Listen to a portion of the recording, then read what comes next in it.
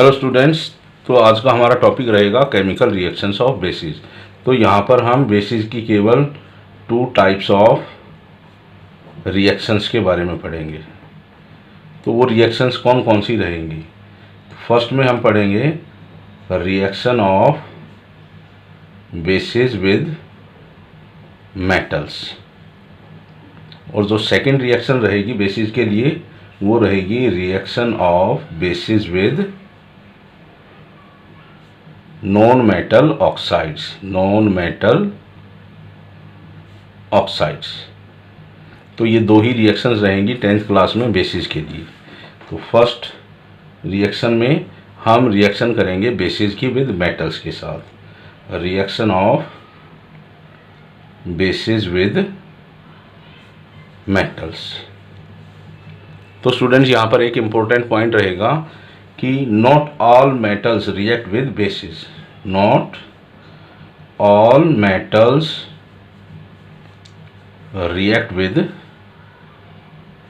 Basis. इसका मतलब क्या रहेगा कि कुछ लिमिटेड मेटल्स ही रहेंगे जो बेसिस के साथ रिएक्शन करेंगे, और वो मेटल्स कौन से रहेंगे? Aluminium, zinc and tin. Tin के लिए सिंबल क्या रहेगा? Sn।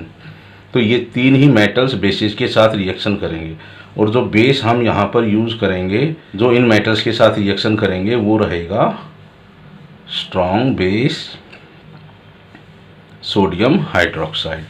तो सोडियम हाइड्रोक्साइड की हम इन 3 मेटल्स के साथ रिएक्शन करेंगे। तो जब भी हम सोडियम हाइड्रोक्साइड की इन मेटल्स के साथ रिएक्शन करते हैं तो वहाँ पर एक गैस इवॉल्व होती है, हाइड्रोजन गैस।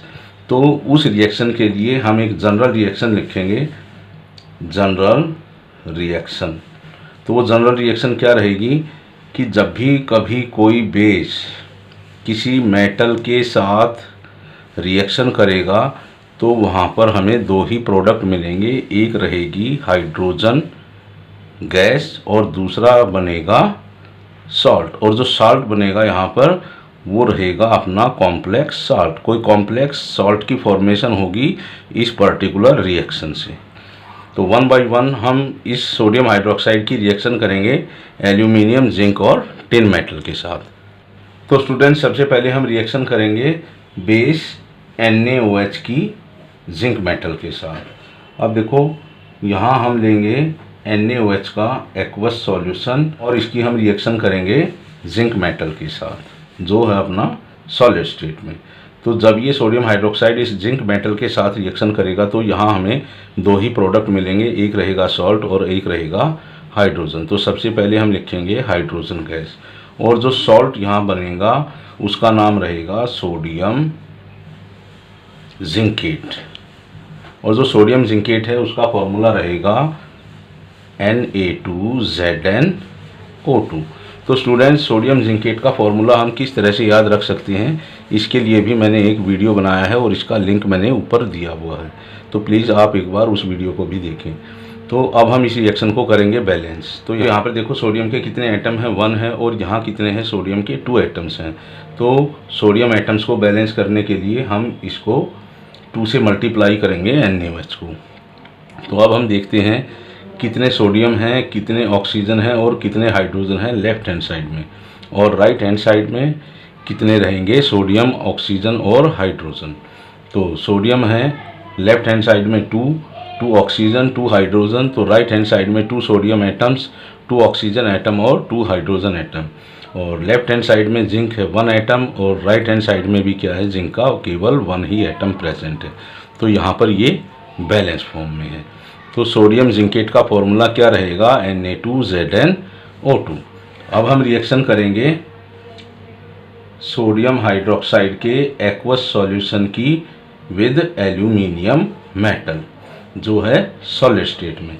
तो यहाँ पर एक इम्पोर्टेंट पॉइंट रहेगा इस रिएक्शन के लिए कि जब भी आप सोडियम हाइड्रोक्साइड की रिएक्शन करोगे एल्यूमिनियम मेटल के साथ तो उसके लिए आप वाटर मॉलिक्यूल्स को भी रिप्रेजेंट करोगे उस केमिकल रिएक्शन में।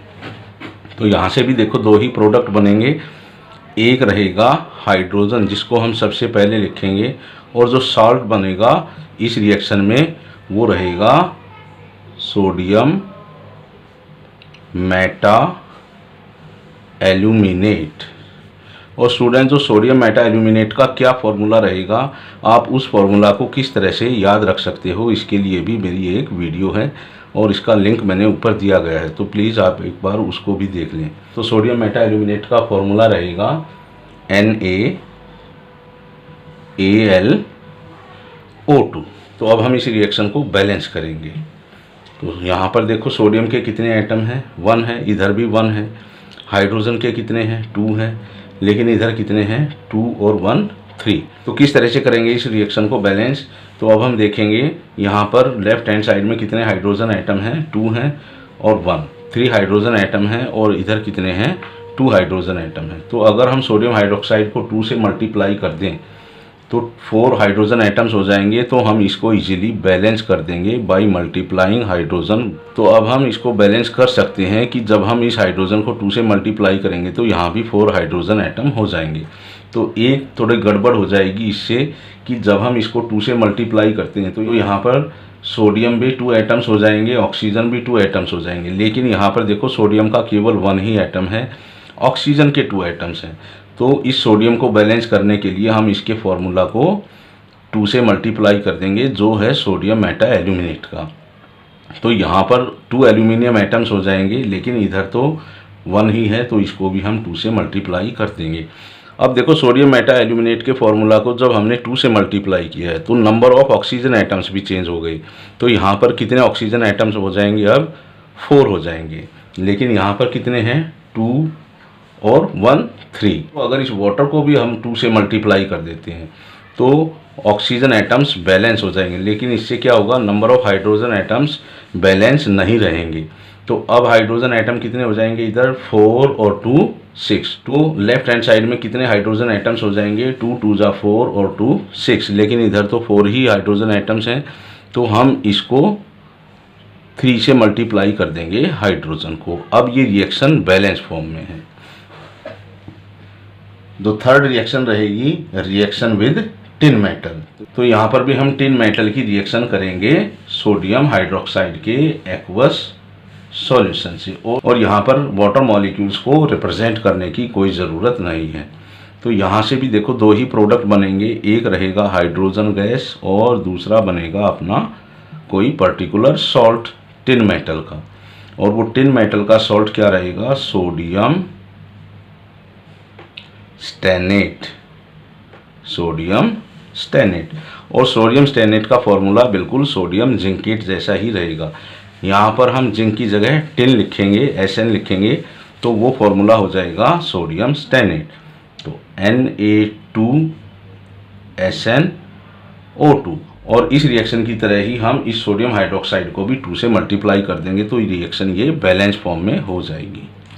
तो इस तरह से हम इन रिएक्शंस को बैलेंस करेंगे, और जो सॉल्ट बनेगा इन रिएक्शन से उनके फॉर्मूले रहेंगे इस तरह से। सोडियम जिंकेट का फॉर्मूला रहेगा Na2ZnO2, सोडियम मेटा एल्यूमिनेट का फॉर्मूला रहेगा NaAlO2, और सोडियम स्टेनेट का फॉर्मूला रहेगा Na2SnO2।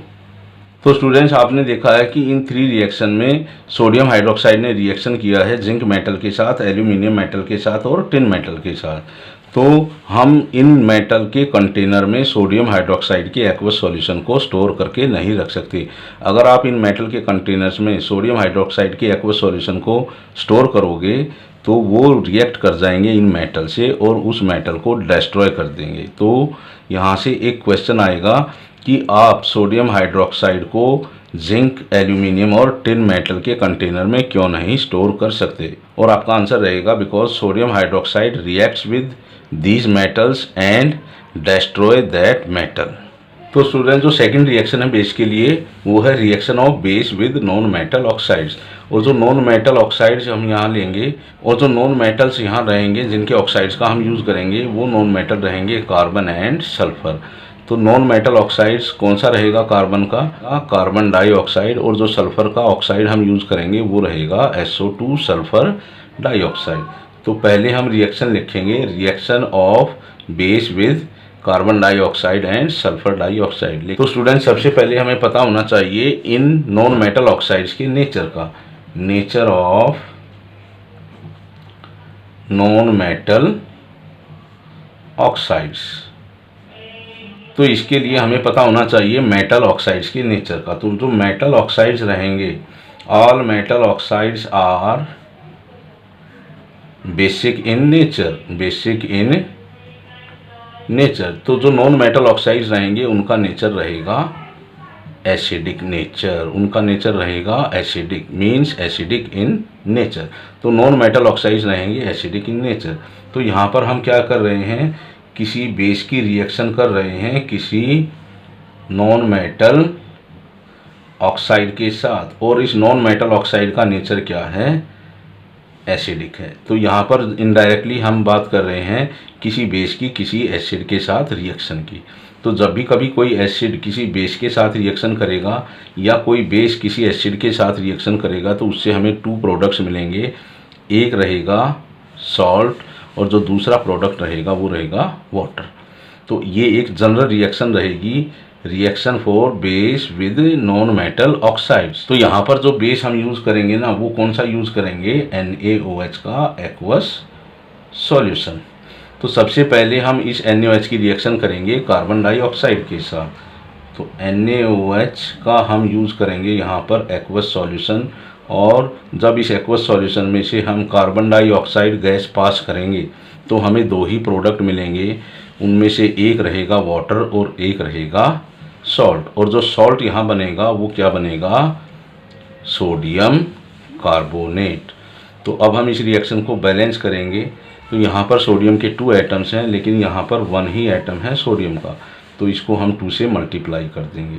तो ऑक्सीजन के एटम्स काउंट करेंगे हम, यहाँ पर 2 और 2 4, राइट हैंड साइड में रहेंगे 3 और 1 4। हाइड्रोजन एटम कितने हैं, लेफ्ट हैंड साइड में 2, राइट हैंड साइड में भी 2 हाइड्रोजन एटम्स हैं, लेफ्ट हैंड साइड में केवल एक ही कार्बन है, तो इधर भी अपना एक ही कार्बन है। तो ये रिएक्शन क्या है, एक बैलेंस फॉर्म में है। तो ये रिएक्शन अब बैलेंस फॉर्म में है। तो जो सॉल्ट बनता है इसका नाम क्या है, सोडियम कार्बोनेट।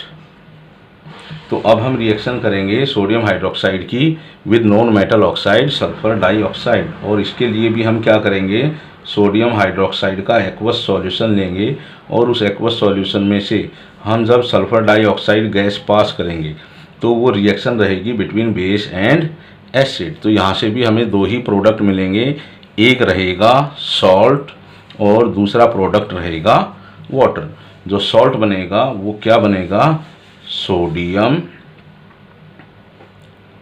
सल्फाइड, और जो सोडियम सल्फाइड है उसका फॉर्मूला क्या रहेगा, Na2SO3। बिल्कुल same to same sodium carbonate जैसा ही बनेगा। यहाँ पर हम कार्बन की जगह क्या लिखेंगे, सल्फर लिखेंगे। तो इसी तरह से हम इसको भी बैलेंस करेंगे। तो जब हम इसको 2 से मल्टीप्लाई करते हैं तो ये रिएक्शन बैलेंस फॉर्म में हो जाएगी। जिस तरह से हमने इस रिएक्शन को बैलेंस किया था, बिल्कुल सेम टू सेम इस रिएक्शन को भी हम उसी तरीके से बैलेंस करेंगे। तो इस तरह से यहाँ पर हमने रिएक्शन पढ़ी है किसी बेस की किसी नॉन मेटल ऑक्साइड के साथ, जो है कार्बन डाइऑक्साइड और सल्फर डाइऑक्साइड। और जो कार्बन डाइऑक्साइड और सल्फर डाइऑक्साइड है उनका नेचर क्या है, यहाँ पर एसिडिक है, और सोडियम हाइड्रोक्साइड का नेचर क्या है, बेसिक है। तो इनडायरेक्टली यहाँ पर जो रिएक्शन हो रही है वो किसी एसिड की बेस के साथ हो रही है, और जब भी कभी कोई एसिड किसी बेस के साथ रिएक्शन करेगा तो हमें 2 ही प्रोडक्ट मिलेंगे, एक रहेगा सॉल्ट और एक रहेगा वाटर।